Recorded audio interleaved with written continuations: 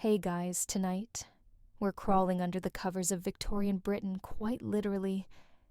Imagine lying back on a bed that creaks with every breath, its mattress not a plush cushion of modern foam, but a lumpy sack stuffed with horsehair pig bristles, and brace yourself, the occasional bundle of human hair.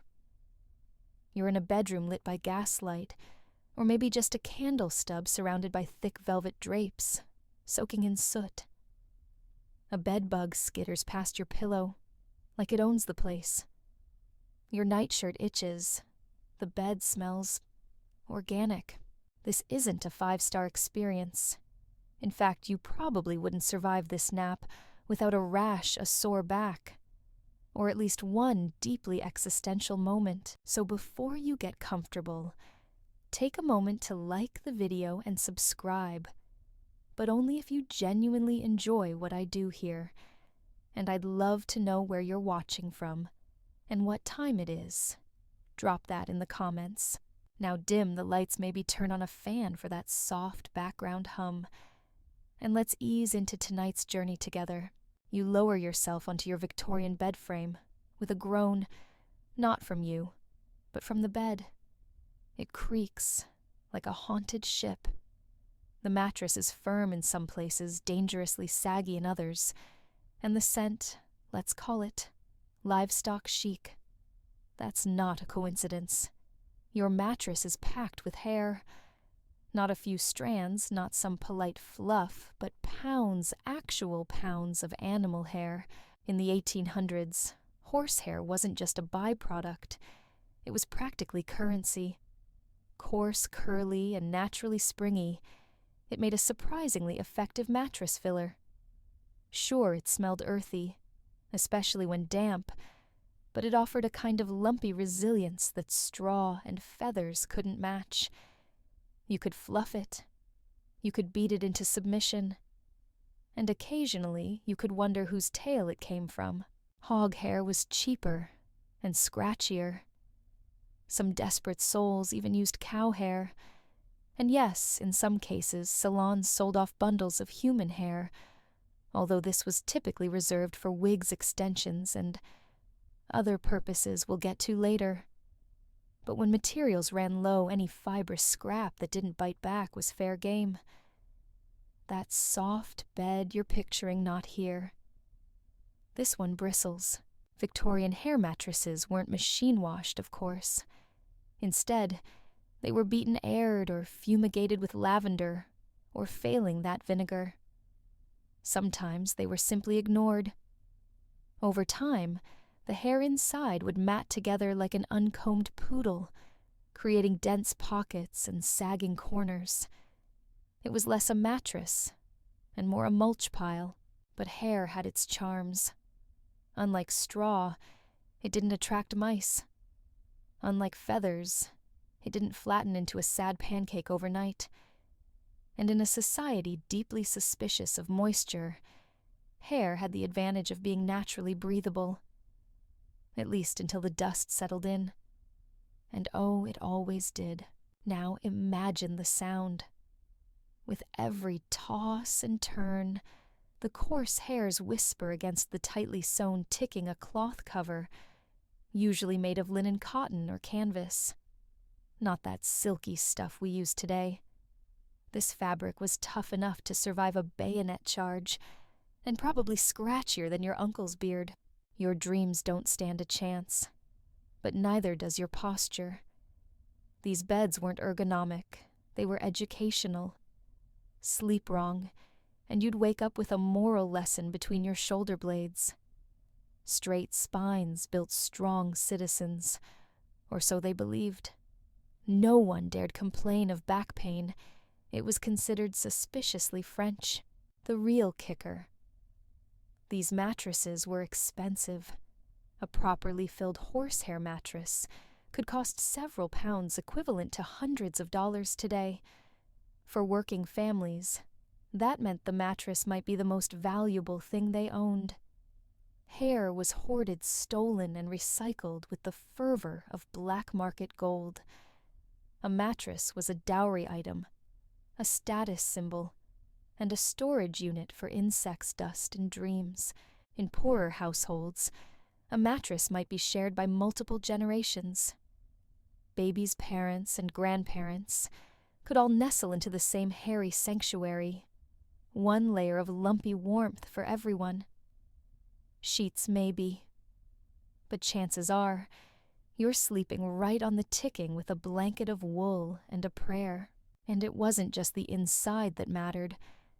Victorian mattresses were often tufted, stitched in deep circles to keep the hair from shifting. These tufts created little dips across the surface, like someone had pressed their thumbs into wet clay. Rolling over meant navigating hills and valleys, a nightly topographical adventure. To make things worse or better, depending on your budget, you might add a feather topper. Soft, light, and gloriously insulating for the first month. Then it deflated into a clumpy mess with the approximate fluffiness of a beanbag filled with wet leaves. Still, it was a status symbol. The wealthy would layer hair wool feathers, and sometimes even eiderdown, which came from ducks, and was more valuable than gold per ounce. But for now, you lie on horsehair. You try not to imagine the journey it took to get here, the plucking, the boiling, the carding, the bundling. You try not to think about whether the horse survived, or whether the hair was cleaned thoroughly. You try not to feel the sharp poke in your ribs from a rebellious curl. You breathe in. It smells like the end of a stable day, and maybe the beginning of a sinus infection. But you get used to it. People always do. Just like they got used to gas leaks, chamber pots, and corsets tight enough to make you see stars. Sleep was hard-earned, and beds, however odd-smelling or uneven, were sanctuaries. Historians still argue whether hair-filled mattresses were truly healthier than their straw-filled predecessors, or simply a cleaner-sounding placebo. Some claim the improved ventilation made for better sleep. Others point to the vermin that still found their way in, and note that less disgusting doesn't quite mean clean. Either way, you're here now, on your bed. Your hair mattress sighs beneath you. You shift your weight. It crackles. You close your eyes. Something itches. You open them again. Welcome to sleep Victorian style. You shift again on the mattress. It groans beneath you like it's holding a grudge. The hair inside doesn't just cushion. It resists like a tired dog refusing to get off the couch. And suddenly, it hits you for all its oddities. This mattress is a monumental leap compared to what came before, because not so long ago, sleeping arrangements were even worse.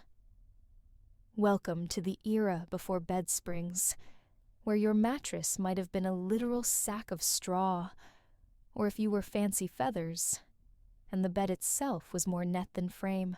You look beneath you.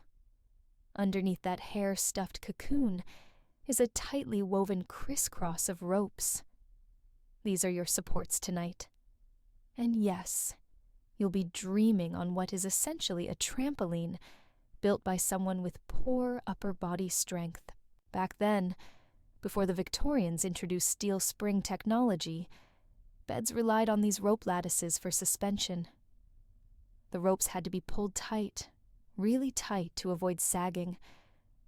But over time, like any overused waistband, they stretched. And once slack set in, you're back, paid the price. This is where the phrase "sleep tight" enters stage left. It wasn't just a quaint farewell. It was literal advice. Beds needed regular tightening. In wealthier homes, a servant might do the job. In yours, you reach under the frame, pull the wooden peg, and wind the ropes tighter before tucking in. You'll thank yourself in the morning, assuming you can still move your arms. The mattress itself, it's often filled with straw. Straw mattresses, or palliases if you're in a particularly medieval mood, were cheap, easy to assemble, and remarkably good at attracting mice. They flattened quickly and crackled with every movement. Turning over was like rolling in a cornfield. If you had more money, or a feather supplier in the family, you might upgrade to a feather bed. These were large plush sacks, sewn from linen and stuffed with goose or duck feathers. They looked luxurious, like sleeping on a cumulus cloud. But don't be fooled. Over time, the feathers shifted, clumped, and occasionally poked through the fabric like angry sewing needles. Plus, they didn't breathe well. In winter, you were toasty. In summer, you roasted. There's something deeply undignified about waking up drenched in sweat, tangled in damp bedding that smells faintly of bird, still compared to sleeping on the floor. Yes, that was a thing. Any kind of mattress was progress. Many poor Victorians, especially those in urban slums, had no real bed at all. They curled up on the ground atop old blankets or on piles of rags. It wasn't just uncomfortable, it was unsanitary. Floors weren't just dusty, they were damp cold and shared with bugs. The phrase, "don't let the bed bugs bite," took on a grim irony when you didn't have a bed in the first place. Historians still argue whether the invention of the bed spring truly revolutionized sleep, or if it was just another way to sell comfort to the masses. But there's no doubt that when coiled springs started appearing in the mid-19th century, they changed the game. Spring beds added bounce and resilience. They allowed mattresses to sit higher off the frame, which not only looked impressive, but also kept sleepers further from the cold floor. It was like moving up a class, literally and figuratively. But at first, they were squeaky, unpredictable, and kind of terrifying. Imagine turning over and hearing a sproing loud enough to wake the dead, or at least your bed partner. Some springs stuck up over time, poking through the mattress like booby traps. Others snapped altogether, leaving awkward dips or deadly angles beneath your spine. That said, these early springs paved the way for something miraculous: sleep standardization. With hair mattresses, straw beds, and rope supports, everyone's sleep setup was a little different. With coils, for the first time, manufacturers could create a more uniform product. A bed in London could feel roughly the same as a bed in Leeds, or Liverpool, or even New York. It wasn't long before mattress makers started branding their wares. Suddenly, scientific sleep was all the rage. Ads claimed their beds cured back pain, improved digestion, and even soothed emotional turmoil. Never mind the lack of proof. If you slapped the word patented on the label, people assumed it must be good. Still, you lying there on your pre-spring hair-filled lumpy rectangle don't know any of that yet. All you know is that the ropes need tightening again, and the bed leans a little to the left. That's fine. You'll roll with it. Literally, you glance over at the corner where your grandmother's old bed frame sits proudly low to the ground, with turned wooden posts and a headboard carved with hearts. Sentimental, sure, but also a practical design. Shorter beds were easier to warm with a fireplace. Some were even built into alcoves to trap heat. Because in Victorian England, warmth wasn't guaranteed, it was engineered. Many beds weren't even used alone. Families shared, not just couples, but siblings, children, and even visiting friends or strangers. Inns often placed 2 or 3 guests to a bed. You hoped they didn't snore, or steal the blankets, or have fleas. And speaking of fleas, let's not forget the terrifying little companions that loved these pre-spring beds.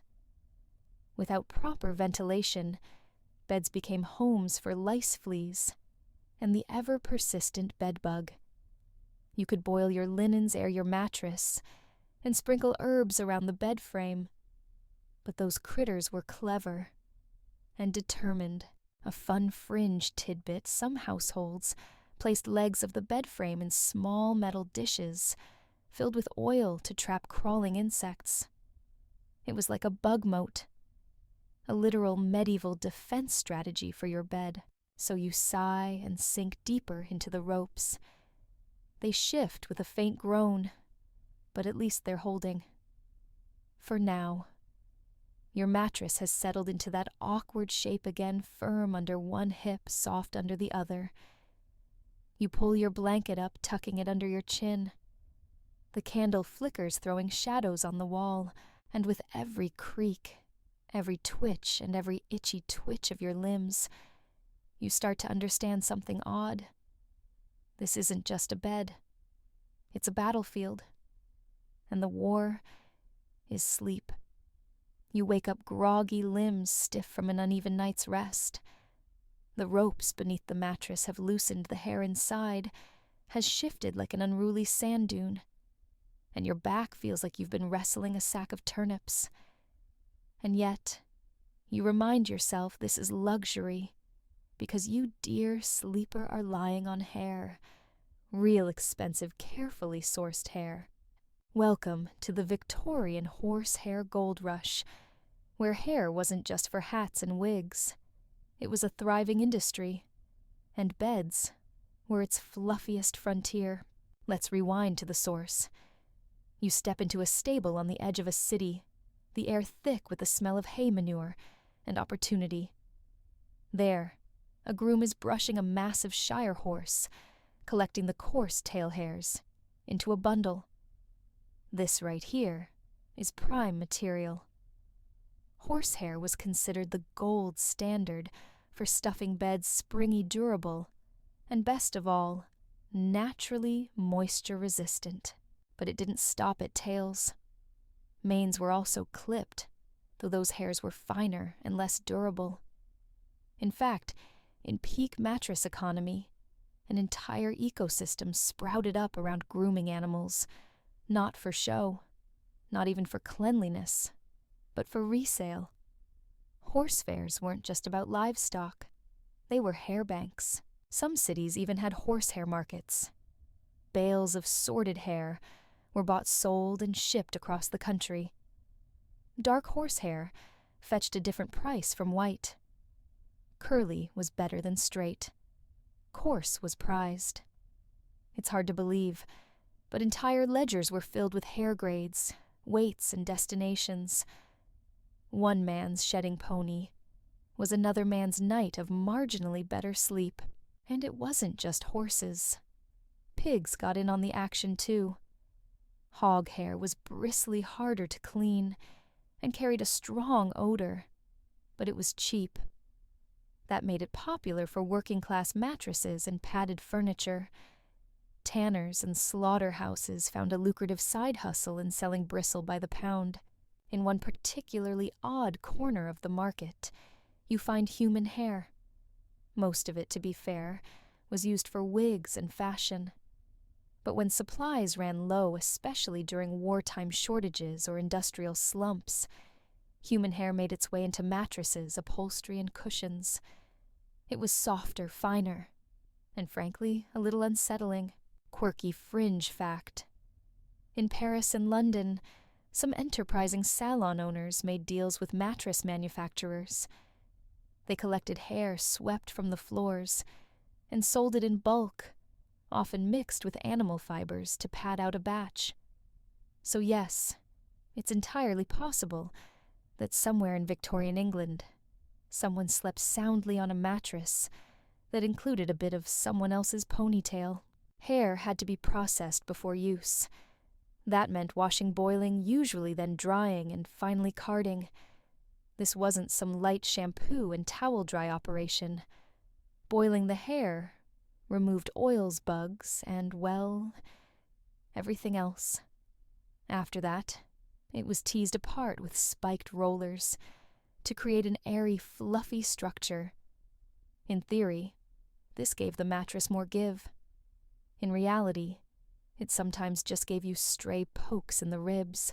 Carded hair was packed tightly into ticking covers, and then tufted with long needles. These tufts weren't just decorative, they prevented the filling from shifting and forming matted clumps. Without tufting, you'd be lying on a deformed loaf of hair pudding by week's end.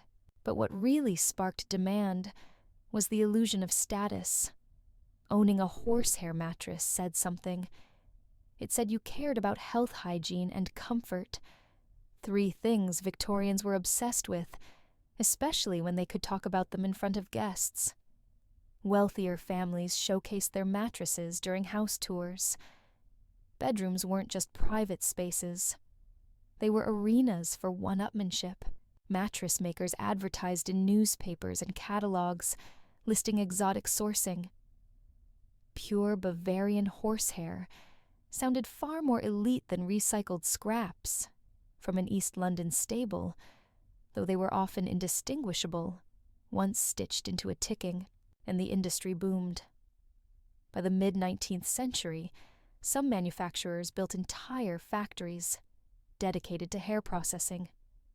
You'd walk into a building and be met by enormous piles of black, brown, and gray hair. There were sorting rooms, steaming vats, carding stations, and giant bags of finished product stacked floor to ceiling. Workers often, women wore aprons and cloth masks to avoid inhaling floating hairs. It wasn't the most glamorous job, but it paid.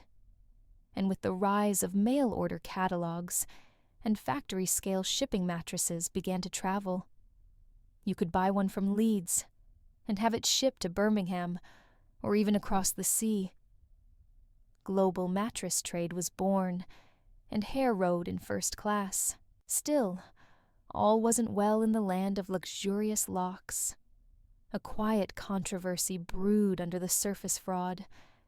Not all hair was created equal, and some unscrupulous manufacturers started padding their mattresses with sawdust cotton waste, or even chopped rags. They'd sew a layer of real hair on top and hide the filler below. Historians still argue whether this deception was widespread or limited to a few shady dealers, but legal records show a number of lawsuits from disappointed buyers. Mattress inspectors became a thing.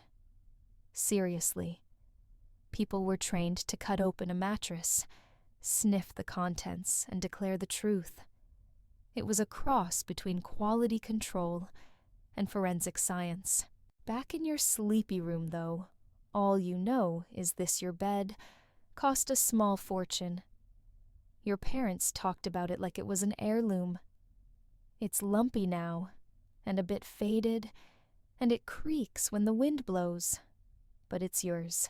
You run your hand along the edge. It's firm, almost stubborn. The ticking is a little rough, but you like it that way. That bump in the middle, that's tradition. That faint scent, that's history. And as you settle in again, you realize something strange. Despite the pokes and the weight and the faint rustle of fibers shifting, you're starting to feel cozy. Not because the bed is objectively comfortable, it's not, but because this bed has a story. It's layered with time. You lie there on a mattress filled with hair from creatures long gone, and perhaps just maybe a few humans who never knew they'd spend eternity inside someone else's dreams. You stretch beneath the woolen covers and notice a faint rustle. Not the charming kind like a gentle breeze in the trees, but a dry, twitchy whisper like something alive has just repositioned itself beneath your back. You pause. Wait. Silence. It was probably nothing. Probably. Welcome to your new job, mattress inspector. Before you can even consider falling back asleep, imagine waking each morning in Victorian England to the unnerving knowledge that something might be living in your bed. You're not just a sleeper anymore. You're an investigator. Mattress quality control in the 19th century wasn't a mere glance and a sniff. It was a full-blown inquisition into texture weight bounce, and most disturbingly life signs, as hair mattresses became fashionable fraud and infestation followed. Enter the mattress inspector, a peculiar hybrid of furniture, expert pest detective, and amateur perfumer. You kneel beside the bed with a small brass hook. This is your tool of choice. With practiced fingers, you pull back the ticking a taut, rough canvas often patterned in blue and white stripes. If this mattress was made honestly, the hair inside should feel bouncy, dry, and relatively uniform. If it clumps, if it squishes like a wet rag, if it smells like an unbathed shepherd, you've got trouble. You dig deeper, parting layers with your gloved hands. There it is, a tuft that's too tight, too matted. You poke it with the hook. Something moves. Not metaphorically, actually moves. Welcome to the secret world of mattress bugs.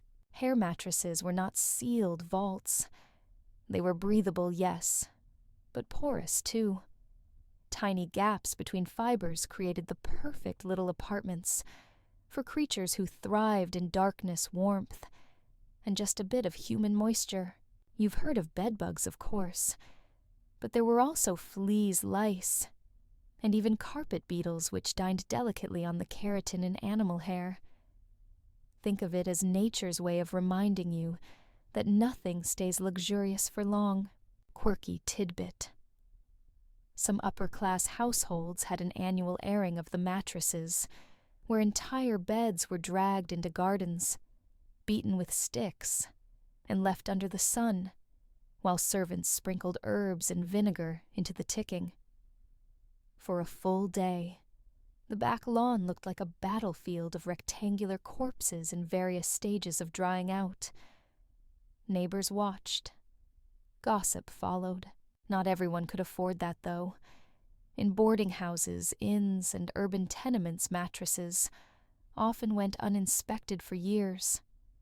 Layers of sweat oil and shed skin built up, attracting bugs and mildew alike. You'd lie down at night and hear a faint ticking, not from the fabric, but from the legs of something small, navigating the tufts like jungle vines. Historians still argue whether these infestations were as common as modern imaginations assume, or exaggerated in retrospective horror. But written records abound, letters, complaints, even court cases about infested mattresses causing illness or scarring guests. One particularly tragic story involves a governess in Brighton who developed an allergic reaction so severe she blamed the family's vile sleeping implements for her slow spiral into hysteria. That's Victorian language for your bed is trying to kill me. So here you are, poking, prodding, sniffing. Scent matters. A fresh hair mattress has a distinctive barnyard aroma, subtle, grassy, a bit musky. But an infested one, that's something else. Rotting hair smells oddly sweet, like moldy sugar, mixed with regret. If the stench punches you in the nose and makes your eyes water, write it down. You'll be recommending a full replacement. Next test, the bounce. You press down in the center with your palm. Good mattresses should give, and then recover. Poor ones stay sunken like a polite, but permanently defeated cushion. Great ones push back, just a little resistance without defiance. Too much bounce might be filled with curled metal shavings instead of hair. That scam went around for a while. Buyers thought they were getting high-quality fill, but were actually sleeping on twisted steel wool. One wrong turn, and you'd bleed through your nightshirt. Bounce test complete. You stand. Time for the final and most sacred assessment, the drop sit. With the grace of a detective nearing the climax of a case, You drop your full body weight onto the mattress's center. If the bed groans and wobbles like a carnival ride, it fails. If it holds sighs gently and doesn't exhale a cloud of dust into your face, you may proceed with sleep. Inspectors weren't always welcomed. In lower-class homes, a visit from a mattress examiner could feel intrusive, even insulting. You think my bed's dirty was often followed by a slammed door, but some welcomed it. Mothers with coughing children, tenants living above fishmongers, people desperate to know whether their mysterious rash had a four-legged origin. Some wealthier households kept inspection logs, written records of when a mattress was flipped, aired, cleaned, or replaced. These logs, found today in estate archives, offer bizarre yet intimate glimpses into the sleeping habits of the past. Feb 3 guest mattress, relocated due to odor. July 14th, faint squeaking resolved. Suspected infestation of beetles. Replaced hair with fresh hogtail. Yes, fresh hogtail. Because nothing says luxury like the backside of a farm animal. Back in your room, you lift the edge of your blanket and take another look at your mattress. You see a few suspicious tufts. Nothing dramatic. But still, you remember your grandmother's habit every full moon she'd flip the mattress. Not because of superstition, but because one side always seemed lumpier. She said beds had moods. If that's true, yours is currently feeling vindictive, so you flip it. It thuds. The other side is flatter, less prickly. Maybe it's had fewer dreams. Maybe it's storing secrets.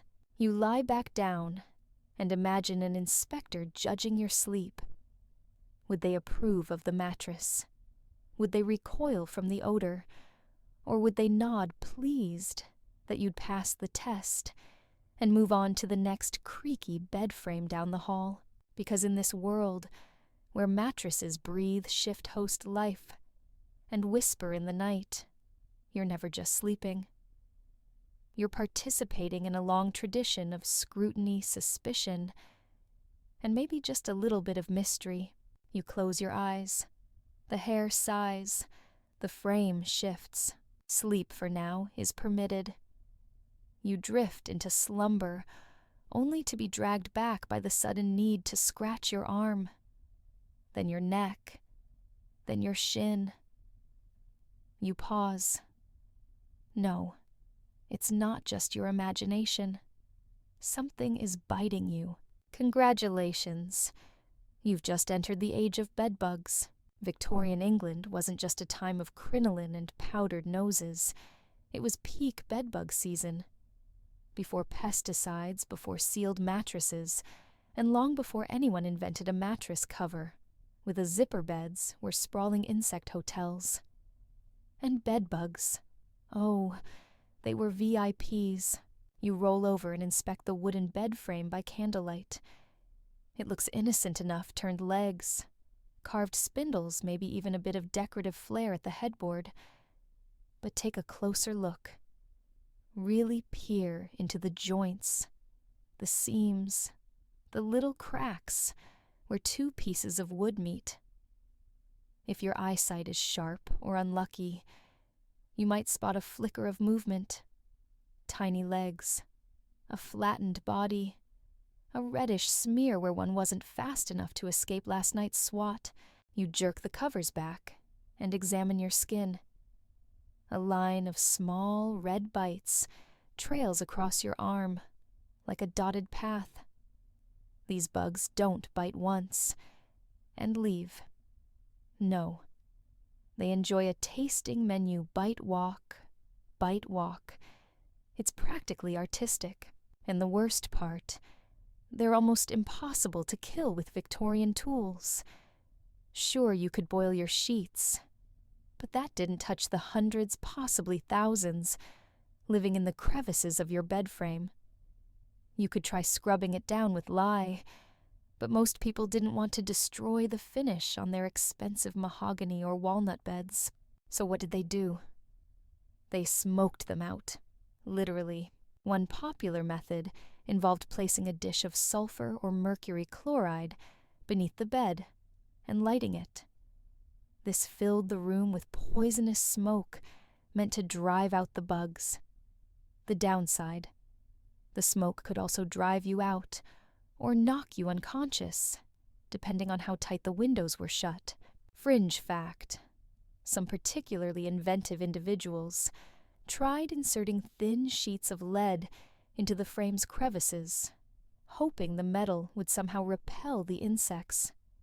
It didn't work, but it did make the bed heavier and therefore harder to move when a new infestation arrived. And the infestations always arrived. You weren't just battling bugs, you were battling an entire cultural nightmare. Bedbugs weren't seen merely as pests. They were a sign of shame, poverty, moral failing. Having them meant your household was dirty, negligent, perhaps even cursed. People whispered about infested homes, the way they might whisper about madness or bankruptcy. Historians still argue whether these perceptions were fueled more by hygiene concerns or class bias. After all, bedbugs didn't discriminate. They nested in Buckingham Palace just as easily as they did in a London slum. But only one of those households could afford to burn the furniture and start fresh. You remember your aunt's horror story. She bought a second-hand bed frame from a neighbor, and after just 2 nights was forced to abandon it in the garden and burn it ceremoniously, while reciting some rather creative curses. It still makes for a good family story and a cautionary tale about buying used furniture, but most families didn't have the luxury to burn things. So they developed routines, rituals. Before bed, you'd check the mattress seams. You'd place dishes of vinegar under each leg, hoping the bugs wouldn't cross. You might even sleep with a cloth, wrapped tightly around your ankles and wrists, believing that protected skin wouldn't tempt them. Spoiler, it did. And then there was the scratching. Oh, the scratching. Entire nights spent half-awake fingernails working at bites that wouldn't stop itching. Some turned to lavender oil or camphor to soothe the skin. Others wrapped their arms in rags to avoid tearing them open. And all the while the bugs fed and multiplied cozy in their little wooden condos. Still, the worst offenders weren't always visible. It wasn't uncommon to wake up and find specks of blood on the pillow or sheets, not from some Victorian nosebleed drama, but from the crushed bodies of last night's banquet guests. That's when you'd know it was time to flip the mattress, to lift the frame, to shine a candle under every rail and slat. The bed wasn't a piece of furniture anymore. It was a battleground. You climb out and look beneath your own. The floorboards creak as you lean in. There's dust, a feather, something that might be a coin, or might be a very round beetle. The shadows dance. The bed's underside looks alive. You sit back. You'll deal with it tomorrow. Maybe. Now consider this in cities like London or Manchester, where population density exploded during the Industrial Revolution. Entire families lived in one room. One bed. One mattress. More humans, more warmth, more bugs. The infestation wasn't just personal, it was communal. Your neighbor's bedbugs became your bedbugs, hitching rides on clothes, carpets, and borrowed blankets. Quirky aside. A popular Victorian children's rhyme warned, "Good night, sleep tight. Don't let the bedbugs bite," with some versions, including the extra menace. And if they do, hit them with a shoe and say boo-hoo, sound advice. Questionable effectiveness. You lie back down, scratching gently. The itch is real, but manageable. You try to picture a time before all this, the era of rush mats maybe, or of raised sleeping platforms built from stone. But even then, the insects found a way. It's humbling in a weird, itchy kind of way. Still, you hold onto a bit of hope. You read somewhere that peppermint oil helps. Tomorrow you'll look for some. You'll boil the sheets, inspect the corners, maybe even move the bed 2 inches from the wall, just to confuse them. You're in it now. A one-person anti-bedbug task force, sleep's own secret soldier. And so, as you close your eyes again, the frame creaks softly. You hear nothing but the wind outside and the faint whisper of hair against canvas. It's fine. You're fine. Probably. You shift in bed hoping to find that mythical sweet spot where the lumps disappear and the fabric isn't trying to exfoliate your skin. But instead, the frame lets out a shrill squeak that startles a pigeon off the windowsill and possibly 1 or 2 ghosts from the attic. Ah yes, iron bed frames. They arrived with great fanfare, hailed as the solution to everything, from insect infestations to overheating due to moral laxity. Victorian physicians and furniture makers alike sang the praises of iron beds, sanitary, durable, and best of all, modern. The future was metal, quite literally. You kick gently at the footboard. It resonates like a tuning fork. The iron is cold to the touch and faintly dusty no matter how often it's cleaned. There are floral flourishes in the headboard, swirly scrolls that pretend to be romantic, but mostly serve as ideal hangouts for dust bunnies. And the entire thing is bolted together with enough screws to build a lighthouse. The Victorians thought they'd cracked the code with these beds. Wood, while lovely, had a dark side, namely it harbored bugs.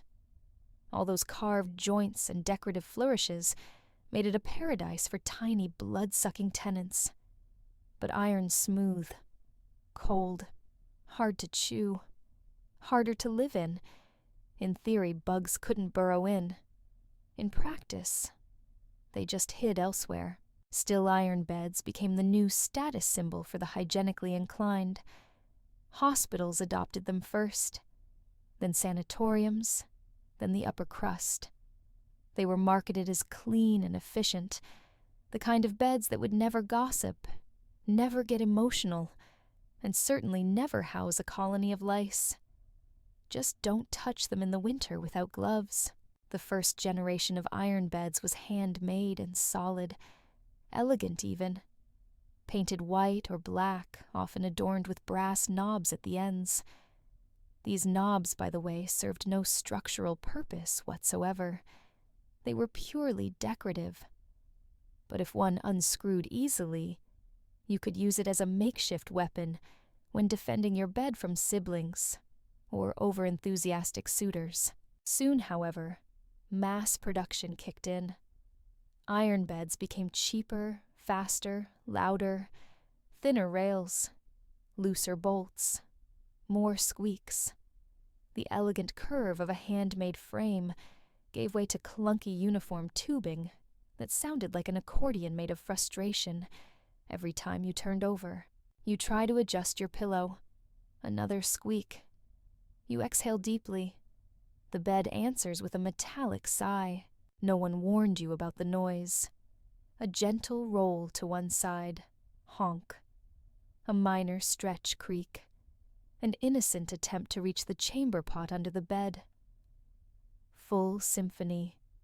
If you were sharing the bed with someone, and let's be real, many people, did you had to coordinate movements like a pair of silent dancers in a very unforgiving orchestra pit. Historians still argue whether the noise was considered a design flaw or just part of the charm. Some claim it was an unintended byproduct of cheaper materials and rushed assembly. Others say the squeaks were so common, they just faded into the background, like the ticking of a clock or the coughing of a chimney sweep down the street. But there was one group who loathed the squeak servants, especially those in charge of turning mattresses or shifting furniture. Iron beds were absurdly heavy. Maneuvering one for cleaning often required a second person and a bit of prayer. The frames dented easily rusted when exposed to moisture and left permanent scars in wooden floorboards. Fun fact. Some early iron bed manufacturers claimed their frames were light as air and movable by a child. These manufacturers had clearly never met an actual child or an actual iron bed. Then came the issue of temperature. Iron doesn't just sit in a room, it participates. On cold nights, your bed felt like a steel trap.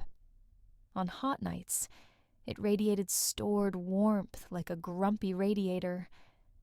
Some families went so far as to knit cozy covers for the bed rails or wrap the footboard in quilted fabric. This helped with the chill, but added to the dust trap problem. Sanitary progress undermined by interior design, and if the frames started rusting, well, good luck. Rust crept into the joints, made bolts harder to twist, and eventually stained the mattress from below.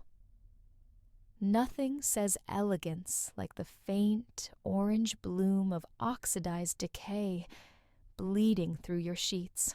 But still, you stayed.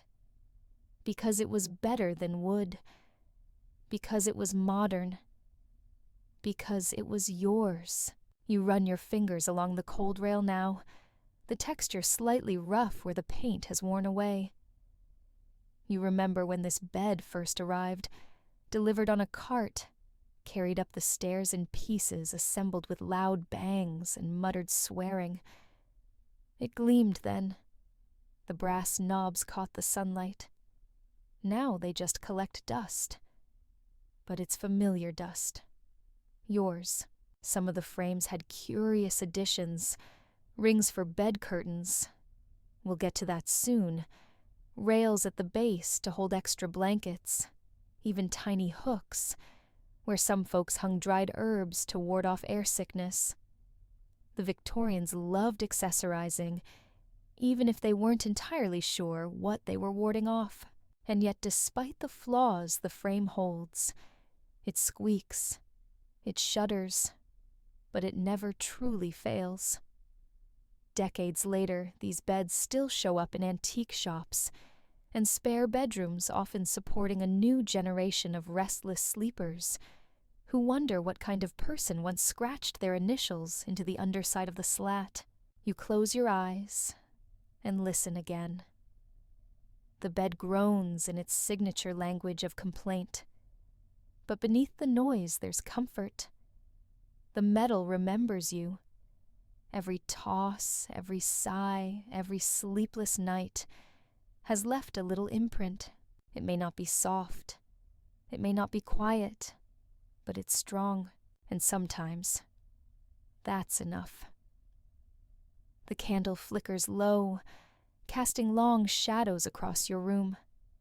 You blink up at the bed canopy above you, yards of brocade or muslin depending on your station, and for a moment it looks like it's breathing.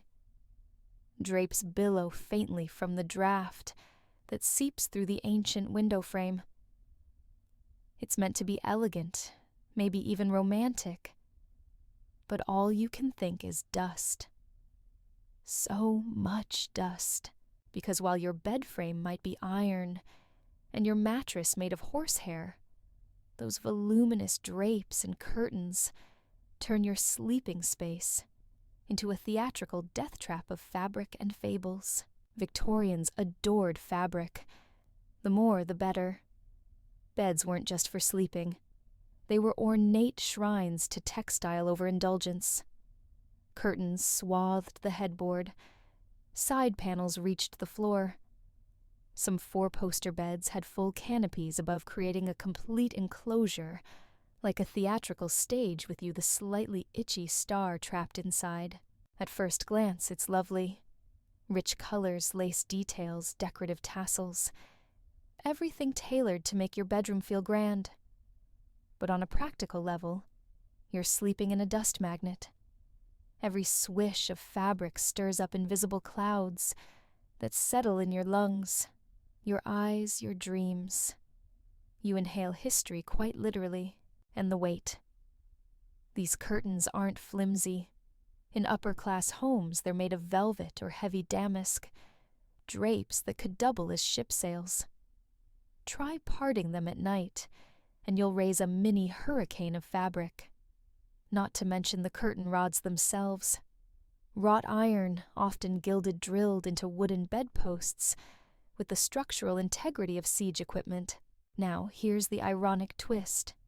These curtains were originally designed to protect sleepers. From cold drafts, yes, but also from disease.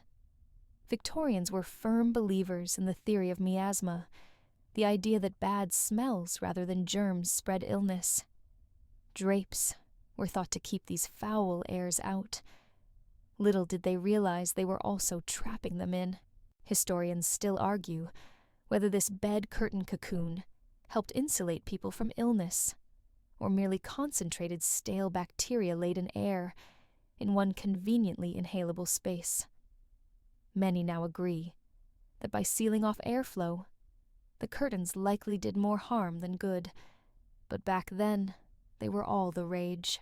If you were wealthy, your bed might be called a lit à la duchesse, or a lit en baldaquin, French names borrowed for their elegance.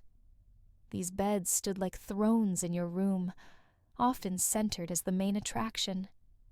Guests were even led upstairs to view them as if admiring a sculpture or prized cow. And the more drapery it held, the more respect you earned. Quirky fact, some households even perfumed their bed curtains.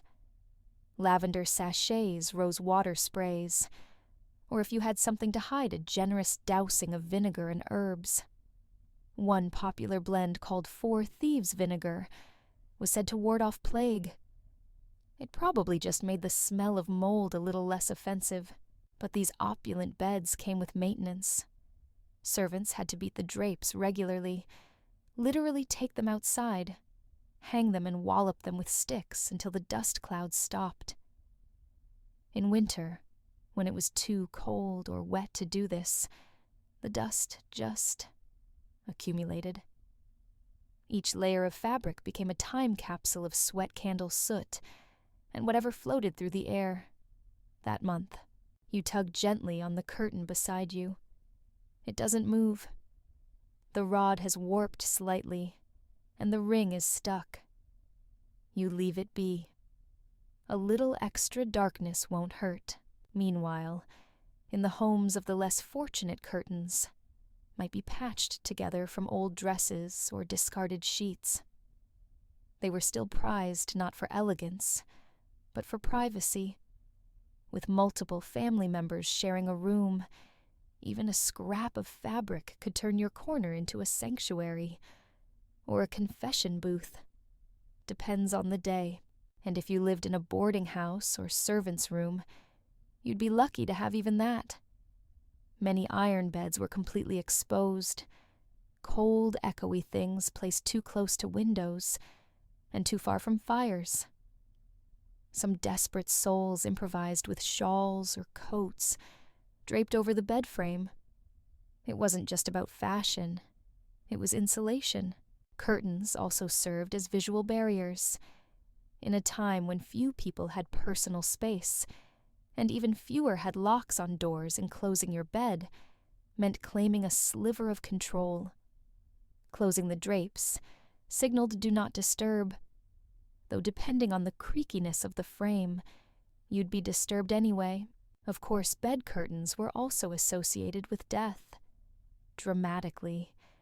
It was common for the ill to pass away in bed, surrounded by drawn curtains and family-clutching handkerchiefs. The deathbed was a literal thing. It was said to keep the dying warm, the smells in, and prying eyes out. So now, as you lie in the quiet gloom, you wonder how many whispered goodbyes have these drapes absorbed. How many secrets did they veil? The folds seem deeper than before. The silence heavier. You close your eyes thinking about that canopy above you. It rustles faintly in the breeze. Or is that a mouse? Nope. Just the wind. Definitely the wind. You shift under the covers. The mattress crackles softly beneath you. A squeak from the iron rails. The scent of faded lavender or maybe old musk lingers in the air.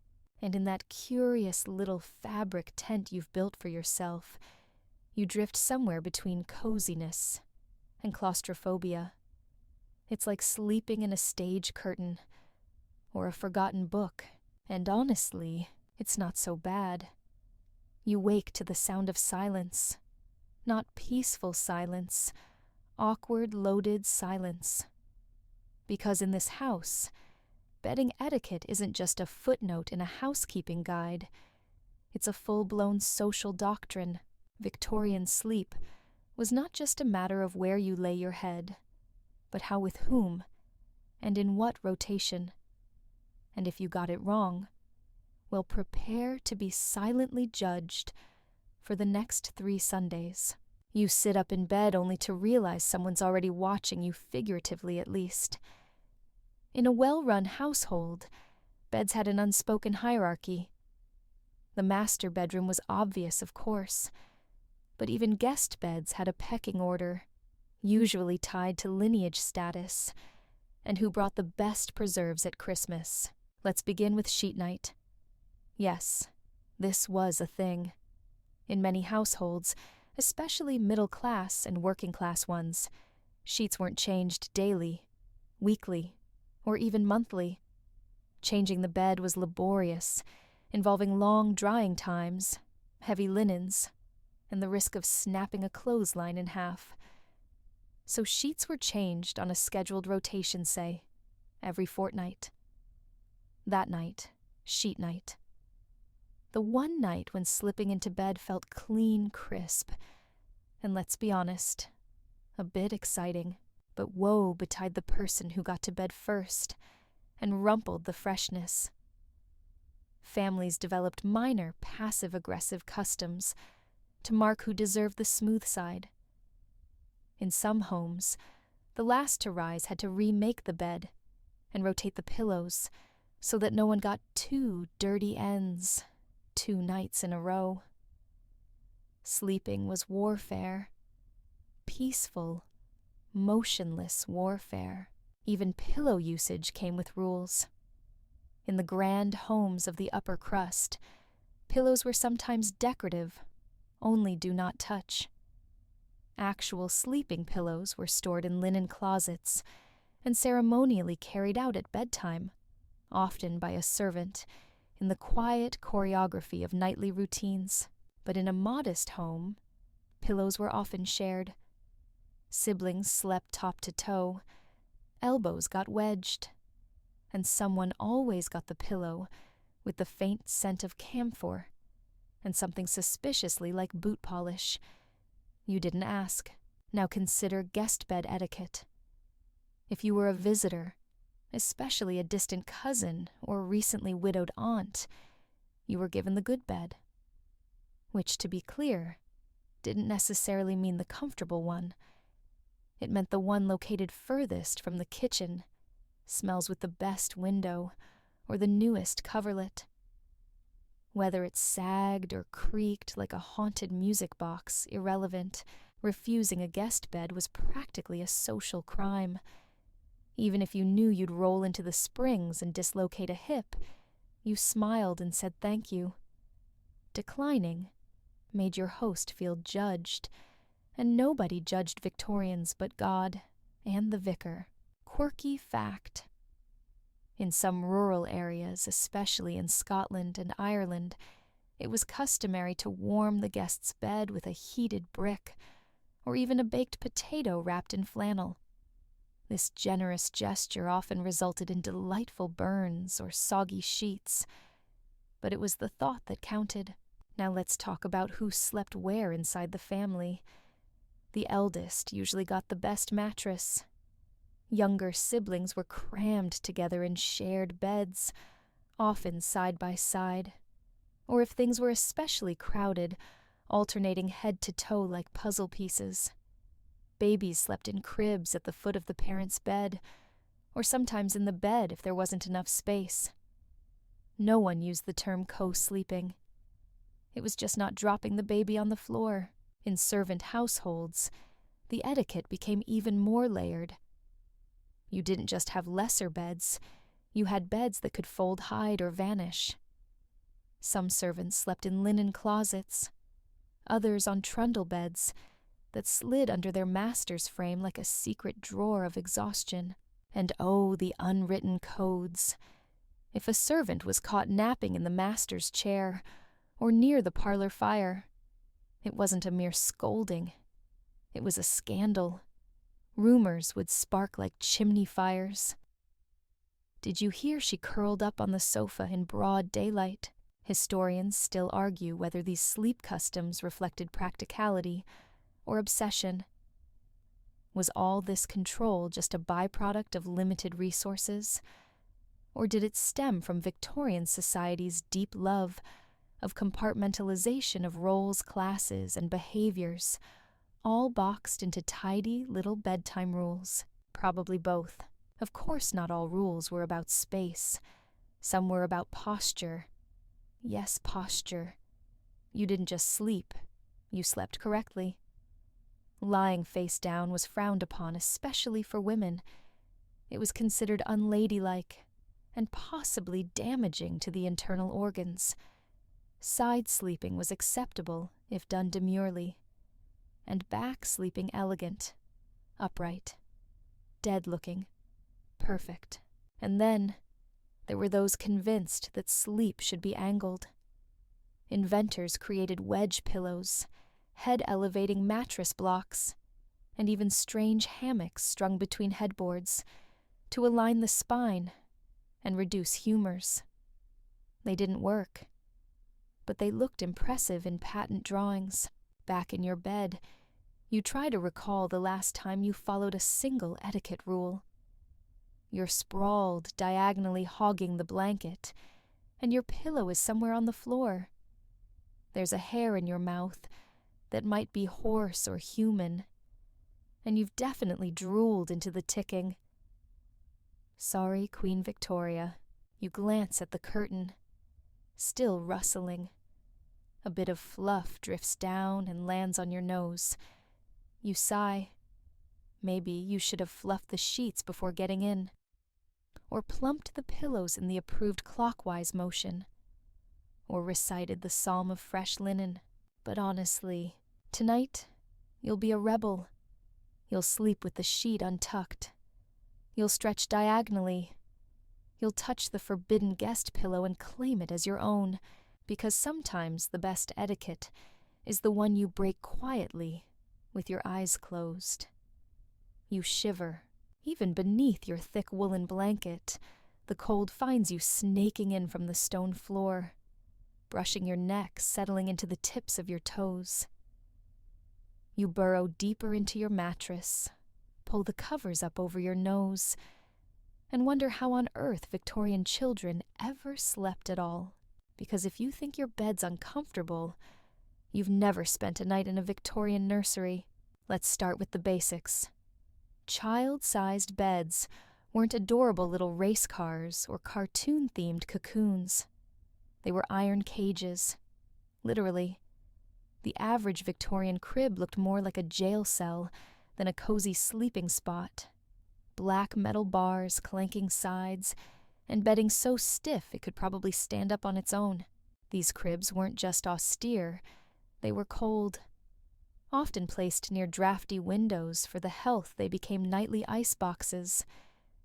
The belief was that fresh air built character and lungs. But in reality, infants were being cryogenically preserved between 9 p.m. and sunrise. Parents swaddled children tightly, arms pinned legs, bound like adorable little mummies, then laid them in iron boxes lined with straw or wool. That was it. No nightlight, no gentle lullabies, just a flickering oil lamp in the hallway, and a faint chill that whispered of pneumonia. Quirky fact, some wealthier families used warming pans, shallow metal dishes filled with hot coals, or heated stones to air out a child's bed before placing them in it. Charming in theory, occasionally disastrous in practice. Burn marks on ticking weren't uncommon, and more than a few nursery fires began with someone's good intentions and poor timing. But warmth wasn't the only issue. Nursery mattresses were rarely high-end. While the adults slumbered on horsehair, children usually got straw-filled palliases or even shavings of wood. Not fragrant cedar shavings either. Just rough, itchy curls of pine or ash, stuffed into a sack and called a mattress if you squinted. If you were lucky, there might be a feather pillow on top. If you were very lucky, the feathers weren't already flat. These mattresses sagged quickly. Infants rolled. Toddlers sank. Waking up in a U-shaped dip was normal. It built resilience, or so they said, but beyond the mattress, the bed itself came with rules. Children didn't just crawl in and snooze. They were put to bed a ritual that included combing inspection prayer and tightly wrapping every limb to discourage wriggling. Movement was suspicious. Stillness was virtuous. Some nannies insisted that a restless child had spirits unsettled by poor moral fiber. Others just muttered and tightened the swaddling. Historians still argue whether this strict sleep regimen was genuinely about health, or more about control. By limiting motion, adults extended their own peace and quiet. There's no question the routines were intense. In more rigid households, the process of getting a child to bed could take over an hour, complete with washing, scolding, and careful blanket origami. And then there were shared beds. If the child wasn't in a crib, they were probably in with siblings. And not just 1 or 2, 4, 5, even 6. Whole lines of children stacked like firewood beneath patchwork quilts. You didn't so much sleep as negotiate. Elbows in ribs, toes in faces. The occasional whispered threat if someone dared steal the warm spot. In cities, especially in cramped tenement housing, children sometimes shared beds with adults. Parents, grandparents, uncles who snored like bear cubs. A single mattress might support 3 generations each person, turning in sync like choreographed sardines. No one slept well, but at least everyone was accounted for, and in orphanages or workhouses don't ask. The lucky ones got a mattress. The others slept on cots with nothing but their coats for blankets. If someone wet the bed, they all knew. They all suffered. Quirky aside, the Victorian obsession with hardening children led to some truly inventive bedding theories. One infamous parenting book recommended placing a baby's crib in the garden for daytime naps, even in winter to acclimate the lungs. Another encouraged ice-cold sponge baths before bed to reinforce discipline. Warmth was indulgence. Discomfort was character. You glance around your own room. Compared to that, your slightly squeaky iron frame feels like a feathered paradise. But you can still feel the weight of those old rules. The sense that sleep wasn't meant to be indulgent. It was meant to be earned.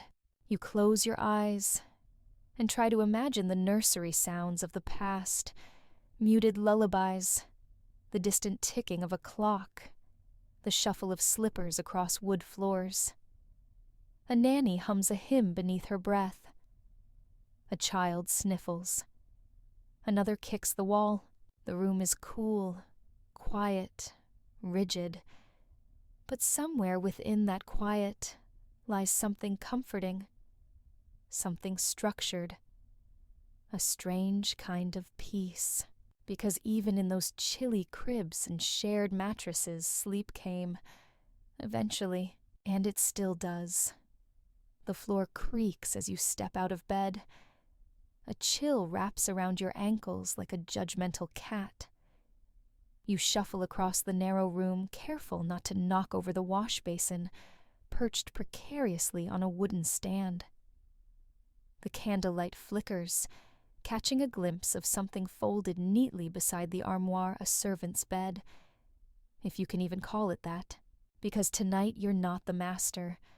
You're the help, and you're about to discover just how little sleep a Victorian servant actually got. Let's start with where you sleep. If you're lucky, and we're talking inherited silverware, lucky you've been assigned a narrow attic room.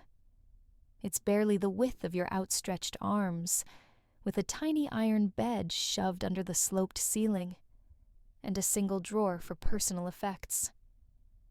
There's no fireplace. The one window is permanently stuck shut. And the mattress, thin straw, no hair, certainly no feathers. The mattress sack has gone flat in the middle, making it feel like you're sleeping in a gentle valley. If you roll too far to one side, you risk sliding off entirely. And the springs, if there are any, sing a sad, squeaky song every time you so much as blink too hard. But that's a palace compared to what most servants got. You see, many slept on trundle beds, those wheeled cots that slid under larger, more glamorous frames. The kind that emerged only when the master was away, or the house was full of guests. You'd pull it out at night, like a secret drawer of exhaustion, then tuck it away again before sunrise. And heaven forbid you left a wrinkle in the rug. Some didn't even get that. Housemaids were known to sleep in the linen closets curled up between pressed sheets and pillowcases. It wasn't as romantic as it sounds. Those closets were cramped, airless, and filled with the faint scent of starch and regret. Others made do with benches in the scullery, or straw mats in the hallway. Privacy none, comfort minimal, warmth a luxury. But the worst part wasn't the bedding. It was the schedule. Servants worked long hours, often waking before dawn, and finishing well after their employers retired for the night. You might be scrubbing pots until midnight, only to rise again at 5 to light the kitchen fires. 6, if your employer was merciful. Sleep came in short, broken bursts, like borrowed time you had to pay back with interest. And if a child cried in the nursery, if a guest decided they needed extra hot water at 2 a.m, if the coal fire died down too soon, you were summoned. Silently, quickly, no excuses. Quirky fact. Some upper-class families insisted their lady's maid or valet sleep in the bedroom in case they were needed during the night. That meant a folding wall bed tucked discreetly into the corner, often behind a curtain or screen. You weren't meant to be seen. You were meant to materialize when required and then vanish again like polite furniture. These beds, known as Murphy-style beds, were marvels of folding mechanics and deeply unkind to spines. They creaked like guilt collapsed if you shifted too fast, and left curious bruises in the shape of hinges. And yet these servant quarters became their own kind of kingdom. Shared beds fostered whispered friendships. Corner nooks became sanctuaries. You might stash a biscuit beneath your pillow, or a letter from home in the mattress seam. Over time, the bed became more than just a place to rest. It was the only private space you had. Historians still debate whether these sleeping conditions were seen as demeaning or simply expected. Servants were often proud of their work. Many considered a post in a fine home a step up from rural labor. But even so, memoirs and letters tell quiet stories of aching backs, frozen toes, and nights interrupted by footsteps from upstairs. One maid famously wrote, "I dreamt I was a lady until I rolled over and hit the cold wall." That about sums it up. And servants didn't just suffer silently.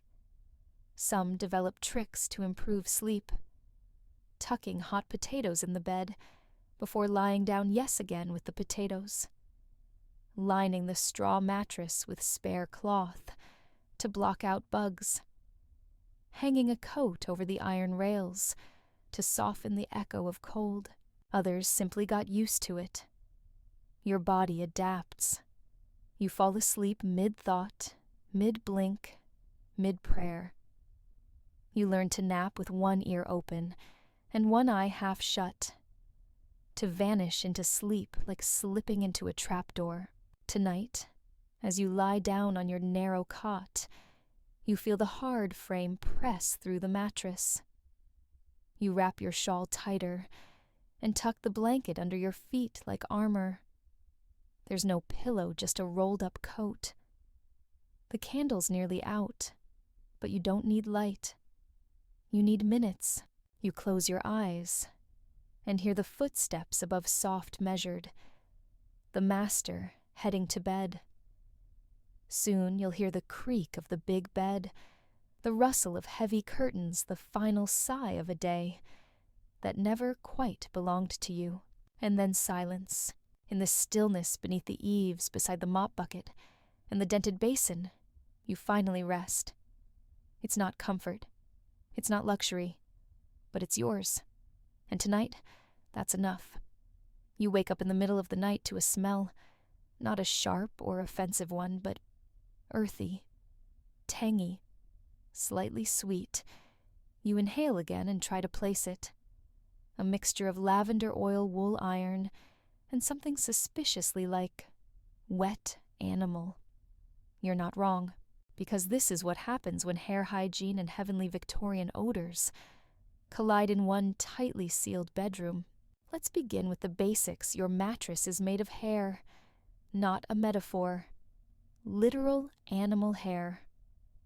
We've already covered the practical side: springiness, durability, pest resistance. But there's a hidden cost. No one likes to talk about the smell. Clean hair has a scent.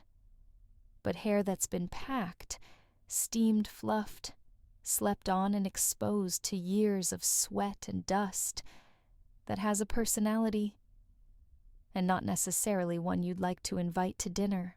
The Victorians knew this, of course. They weren't oblivious. They had noses. But instead of eliminating the odors at the source, they embraced the great British tradition of masking the problem with aggressive charm. Enter scented sachets. These little fabric bundles filled with dried herbs and flowers were tucked into mattress seams, under pillows, and between sheets. Lavender was the reigning queen, calming aromatic, and believed to keep moths away. But other scents joined the party: 2 dried rose petals, crushed cloves, chamomile bay leaves, and a mysterious favorite called orris root, made from iris plants, and said to smell like violets and earth. These weren't just cosmetic. Victorians believed certain smells protected you from illness. The miasma theory still reigned. Remember, bad air equaled bad health. So good smells logically equaled protection. Sleeping surrounded by pleasant aromas wasn't indulgence. It was medicine. But that leads us to a curious paradox, even as they clung to scented sachets and herbal sprays. Actual hygiene was lacking. Mattress cleaning was infrequent. The outer ticking covers were rarely washed. Doing so meant dismantling the entire bed. Most people aired their mattresses by dragging them out into sunlight or whacking them with a carpet beater. It helped. A little. Mostly, it just displaced the dust. Meanwhile, sweat seeped in night after night. Some people used bed linens as a buffer, changing them more often than the mattress cover itself. But even sheets were labor-intensive to wash. It required boiling, scrubbing, rinsing in ice-cold water, wringing out by hand, then drying in the sun or by the fire. so they weren't changed often. A weekly rotation was considered ambitious. Now imagine all that human moisture mingling with a mattress stuffed with horsetail. You're not just resting, you're fermenting. To fight the odor, Victorians turned to perfumed waters. These weren't just for the skin. Some were splashed onto bed sheets. Others were sprayed directly into the mattress, through tiny slits in the fabric. A brave solution with very mixed results. Imagine dousing a damp sponge in cologne and hoping for the best. That's the vibe. Quirky Fact 1 popular cologne, Eau de Cologne 4711, was sold as an all-purpose fragrance that could be used on linen's hair and even in bath water. Some recipes even claimed it warded off cholera. Unsurprisingly, it didn't. But you'd die smelling like citrus and mystery. Beyond perfume bedroom, deodorizers appeared in the form of potpourri bowls, vinegar-drenched rags hung near windows, and my personal favorite scented pillows, stuffed entirely with herbs. Not for your head, mind you. These were placed under the main pillow, or even between the mattress and frame, exuding their sleepy smells, night after night, until they slowly composted into greenish mush. But even with all that effort, sleeping smells persisted. Because let's not forget the rest of the equation. People bathed irregularly. A quick sponge down once or twice a week was common. Full immersion in water was rarer.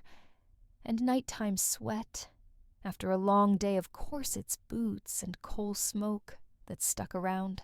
Add to that the smell of wool blankets rarely washed and stuffed with lanolin-rich sheep fibers that soaked up human scent like a memory foam sponge from hell. Over time, the blankets developed a personality of their own. Musty, mellow, slightly spicy. Still, the human nose is a forgiving thing. After a while, you get used to the smell of your bed. You might even find it comforting. It's your hair, your sweat, your lavender sachet slowly turning into compost. There's something cozy about that.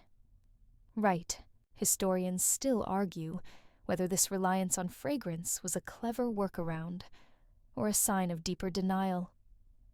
Was it better to mask and pretend, or face the stink, boil the sheets, and burn the mattress? Some opted for radical cleanliness. Others lit another stick of incense and turned over. You tonight lie in between. You pull the covers up and inhale. There's lavender, yes, but underneath it a faint barnyard note, a wisp of iron from the frame, a trace of beeswax polish. Your bed is a tapestry of smells, a time capsule, a cologne counter gone slightly feral. You shift your head. The pillow lets out a soft woof, dust, or memory, and as your eyelids droop, you realize something oddly charming. This isn't just a place to sleep. It's a living archive of your life. The scents, the fibers, the faint crunch of straw somewhere beneath the ticking. It all tells a story. Not necessarily a fresh story, but a story nonetheless. The moment your eyes flutter open, you feel it the way the mattress welcomes you with a firmness that's suspiciously expensive. The pillow beneath your head doesn't squeak, doesn't shift, and smells faintly of fresh linen, not lavender masking mildew. You've made it. You're in the luxury bed of the ultra-rich. Gone are the bristling horsehair lumps and the iron railings that hum in the cold. You're now suspended on what feels like a cloud made of coin, and in a way it is. Because a true upper-class Victorian bed wasn't just a place to rest. It was a declaration of power, wealth, and very good taste. Or at least expensive taste. Let's begin with the mattress. Yes, Still hair, but not just any hair. The rich insisted on pure white horsehair, preferably from Eastern European horses raised in colder climates, for that extra coarse durability. Some even imported Icelandic wool to blend in for softness. Then came layers of eider down, harvested from the nests of Arctic ducks, and more valuable by weight than gold. If you were nobility, you didn't sleep directly on the horse. Now lift your gaze to the bed frame. Gone are the simple iron loops and brass knobs. Instead, you're surrounded by carved mahogany rosewood or ebony polished until it glows. Headboards soared like cathedral altars, some with built-in mirrors inlaid ivory, and the occasional mother-of-pearl flourish that winked in candlelight. And yes, there were curtains, but these weren't stiff wool or dusty damask. These were silks, from India velvets from Italy, and French lace so delicate you could tear it with a sigh.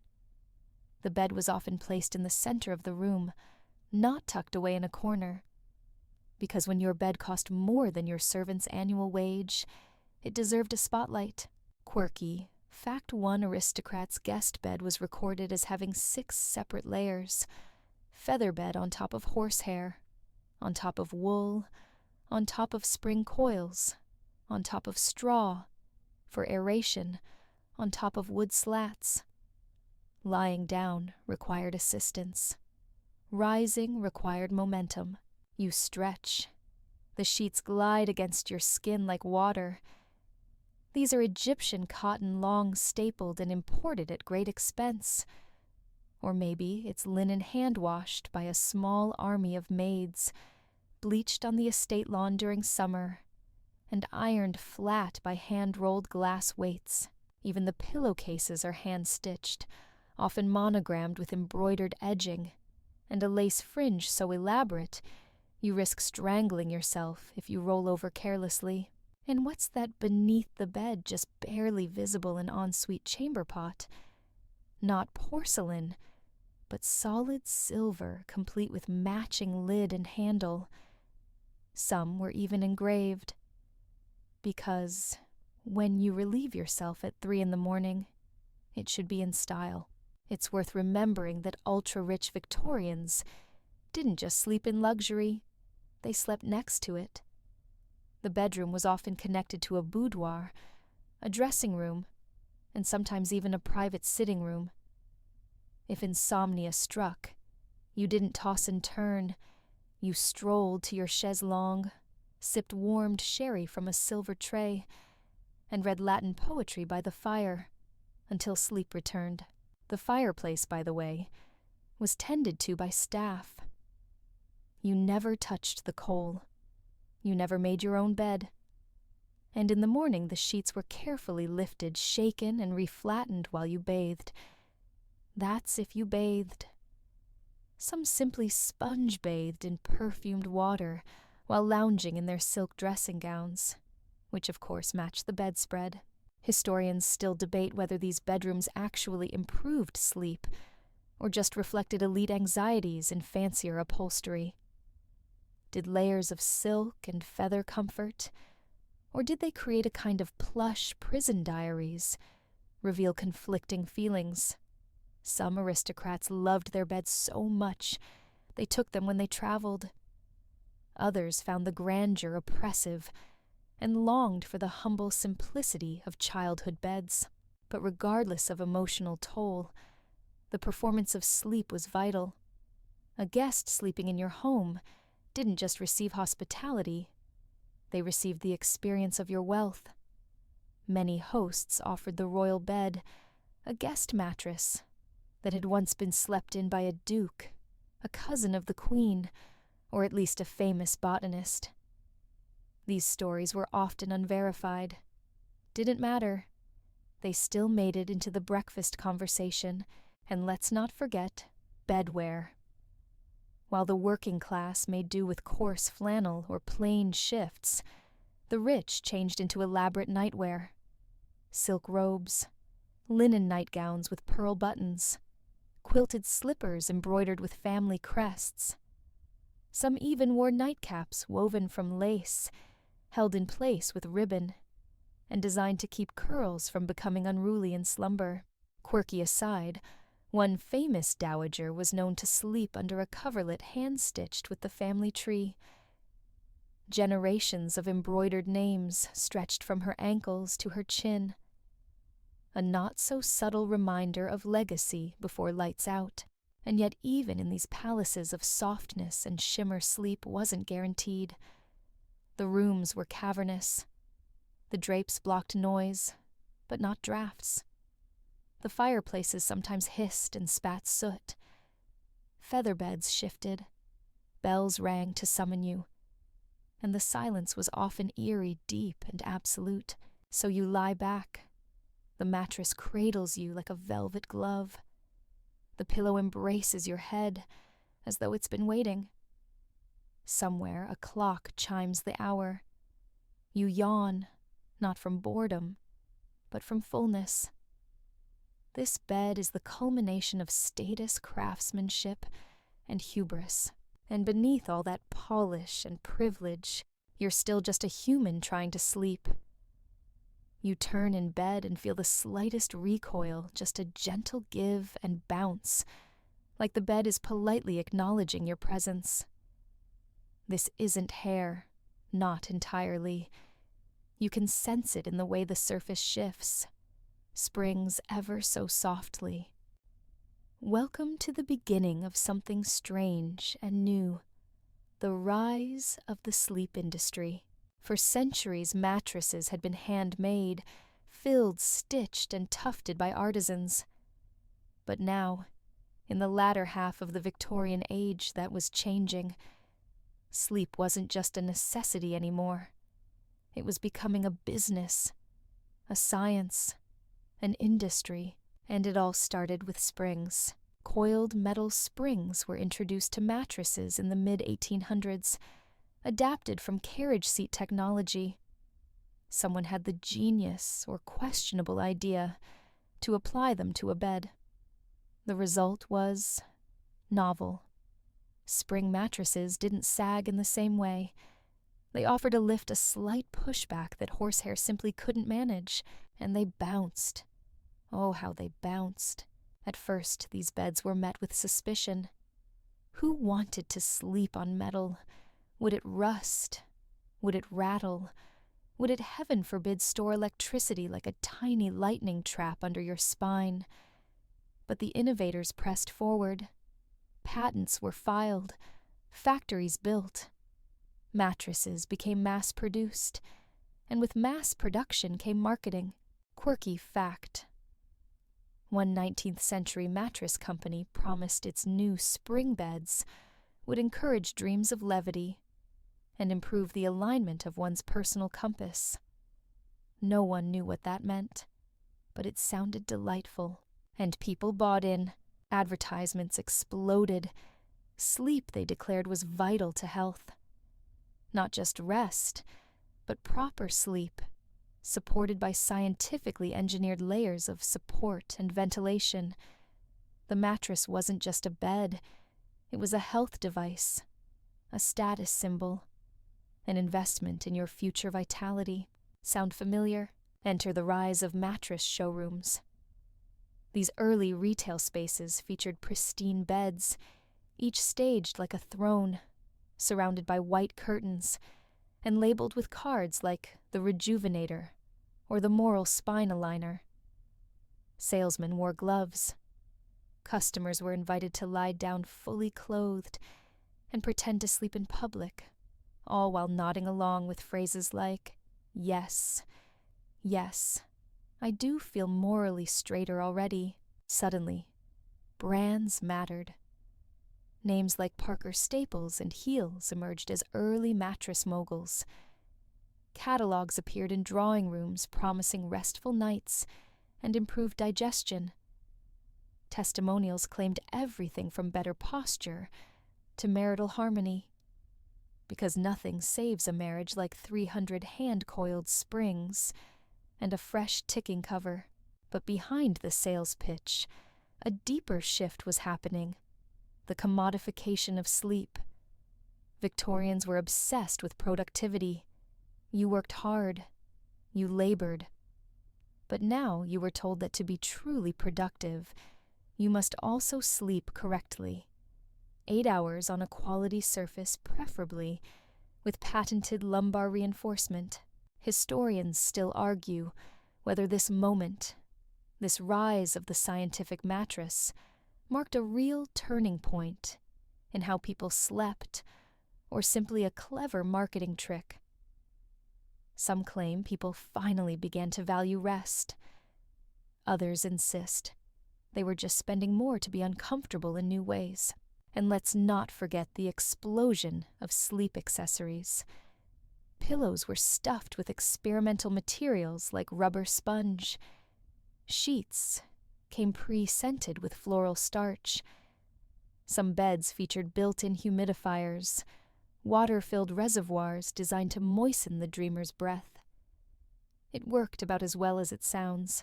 Meanwhile, medical professionals got involved. Physicians wrote articles on ideal sleeping positions. Some endorsed orthopedic beds, flat wooden slats, topped with minimal padding. One doctor claimed that any softness under the spine was an invitation to moral decay. Still, demand grew. Bedmakers scrambled to innovate. Adjustable headboards, built-in foot warmers, fold-out nurse trays. One particularly bold manufacturer even produced a self-rocking bed meant to lull the sleeper gently through the night. It creaked, violently. No one slept. You roll to your side and think about it, all the promises, the patents, the potions. The idea that sleep could be packaged, sold, and improved by a man in a waistcoat holding a clipboard. And yet there's something almost comforting about it. Even now, lying in your own modest bed, you feel the echoes of that push for better rest, that desire to lie down and really feel rested, not just for health, for wholeness, for peace. The Victorians didn't just change the bed, they changed what it meant to sleep. No longer a passive necessity, sleep became a ritual, a performance, a destination. And here you are, part of it. Your mattress doesn't squeak. Not this one. The ticking is smooth. The springs hold you like a whisper. The room smells faintly of starch and lemon oil. Somewhere a grandfather clock ticks in the hallway. You exhale. They tried to sell you sleep, but you've made it your own. You roll onto your back and stare at the ceiling, wondering if there's a correct way to do that. Not because it hurts. This mattress is holding up fine, but because deep down, there's a strange question lingering in your sleepy mind. How did the Victorians think they were supposed to sleep? As it turns out, nobody could really agree. Because just as beds were becoming standardized and sleep was being marketed, the debate over what constituted proper sleep reached full, fluffed-up Victorian absurdity. Some doctors of the time swore by the side-sleeping position, preferably on the right side, to reduce pressure on the heart and aid digestion. Others were horrified by that suggestion and insisted on back sleeping, so the spine would rest in its most natural moral alignment. Then came the fringe thinkers. One notable physician wrote a small, impassioned treatise claiming that sleeping diagonally corner to corner on one's bed allowed the body's energies to align with Earth's magnetic fields. Another theorized that rotating your sleeping direction with the lunar cycle helped avoid dream congestion. Historians still argue whether these ideas were taken seriously or simply indulged as fashionable quirks among the health-obsessed elite. But they do appear in journals, diaries, and most tellingly in those strange little home wellness books tucked between the Bible and the almanac. But position was just the start. Victorians debated how much sleep one truly needed. Was 8 hours ideal? One famous industrialist wrote proudly that he slept only 3 hours a night, claiming the rest of his time was too valuable to waste.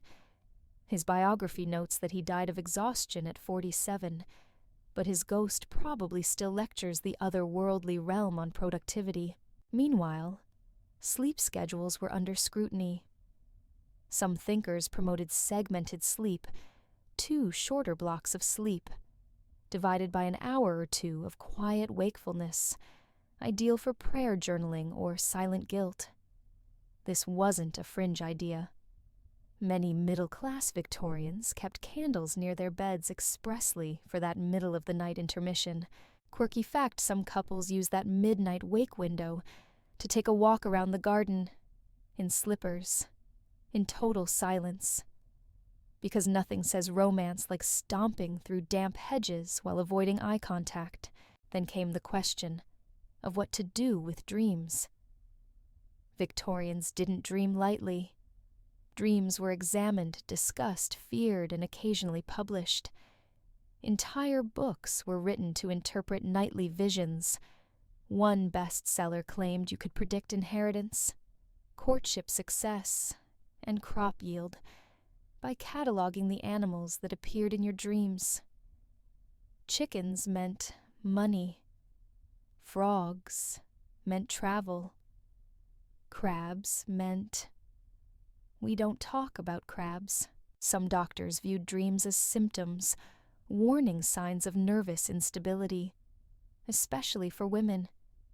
A vivid or recurring dream could earn you a diagnosis of hysteria and a one-way ticket to a spa rest cure where you'd lie in bed for months and eat meat broth under supervision.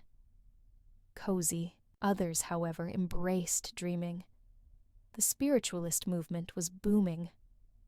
People held seances, believed dreams connected them to the dead, and even designed bedrooms to encourage thin veil sleep. The idea that certain fabrics, colors, or moonlit exposures helped open psychic doorways. If your bedroom window faced the wrong direction, no ghost visits for you. But even the most grounded Victorians couldn't escape one universal truth: everyone sleeps differently. And that terrified them. They feared the idea that someone might sleep wrong. It meant they might be ill, lazy, immoral, or worst of all, French. Books warned against oversleeping, claiming it dulled the mind and weakened the character. And undersleeping. That was a sure sign of vanity or emotional unrest.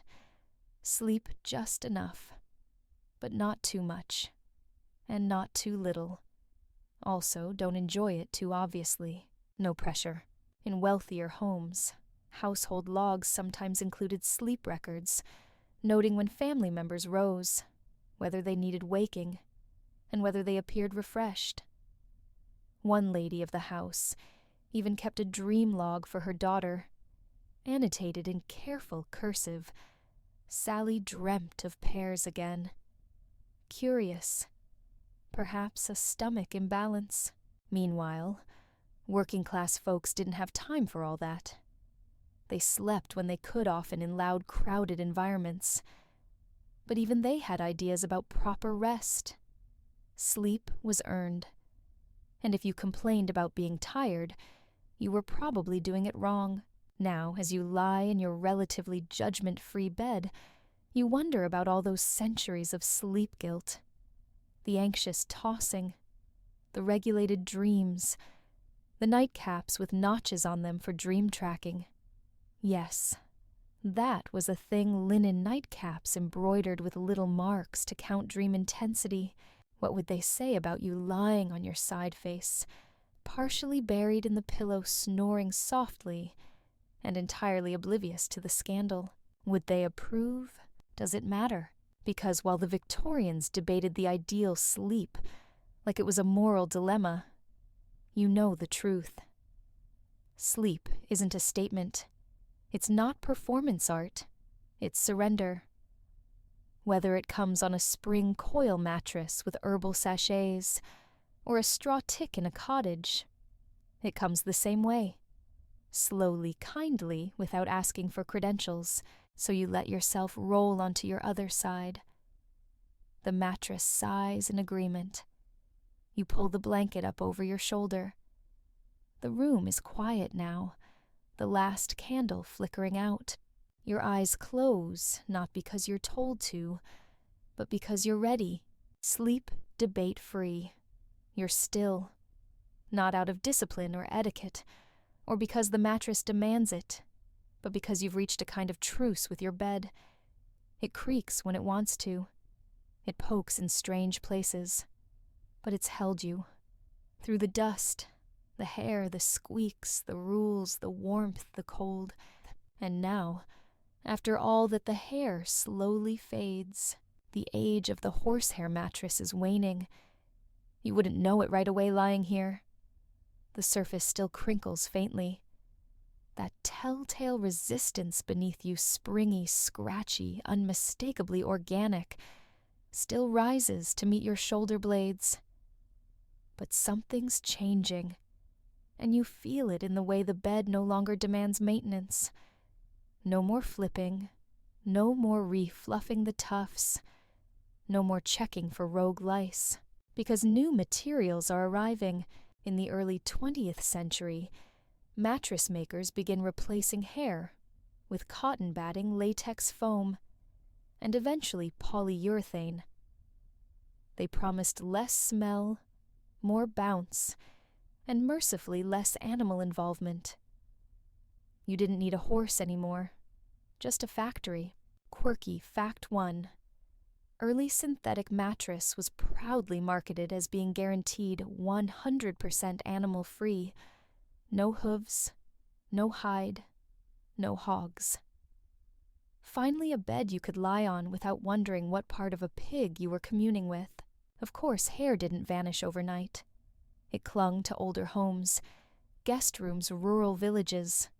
Some people preferred it, called it natural resilient, what my grandmom swore by.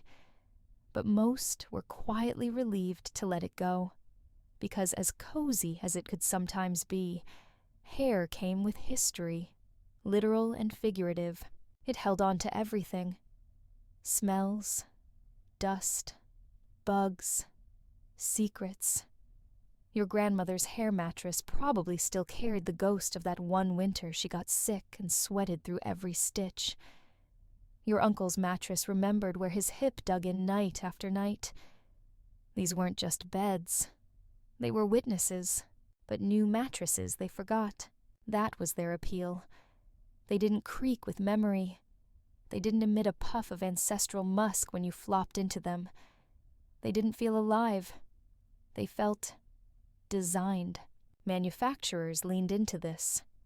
Mattress ads shifted from florals and embroidered names to slick promises of precision orthopedic engineering and memory foam that doesn't actually remember anything awkward.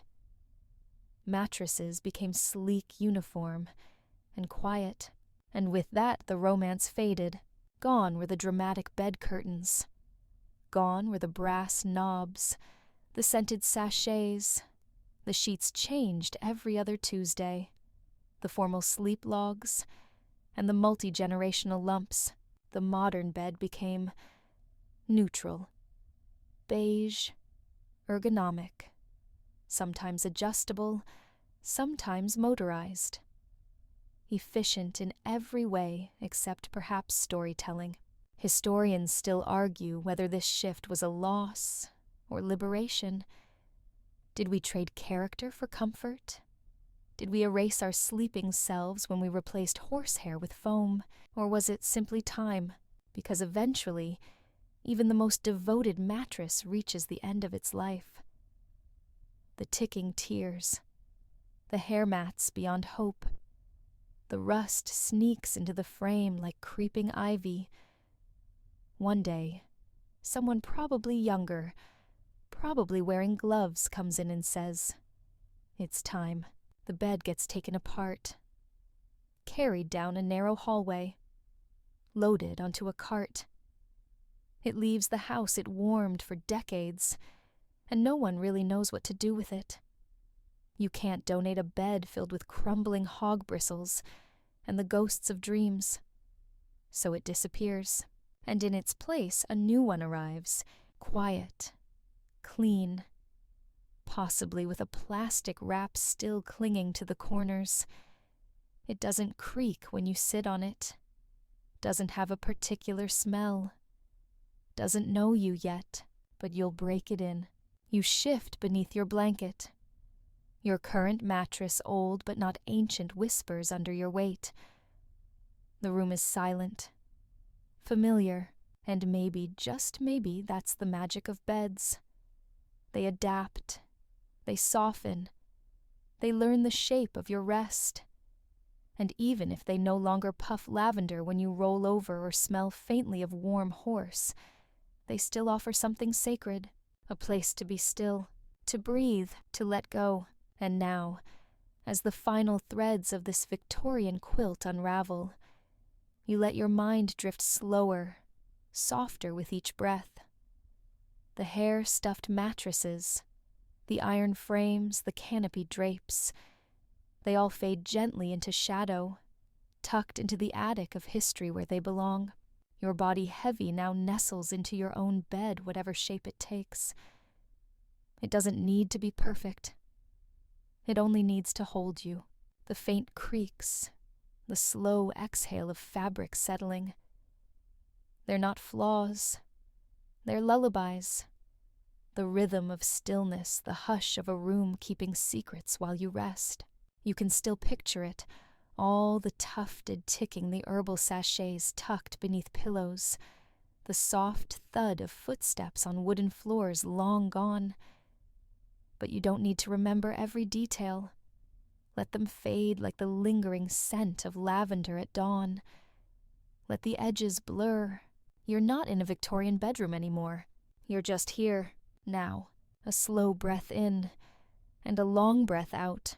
The story is finished. Your muscles loosen your chest, rises and falls.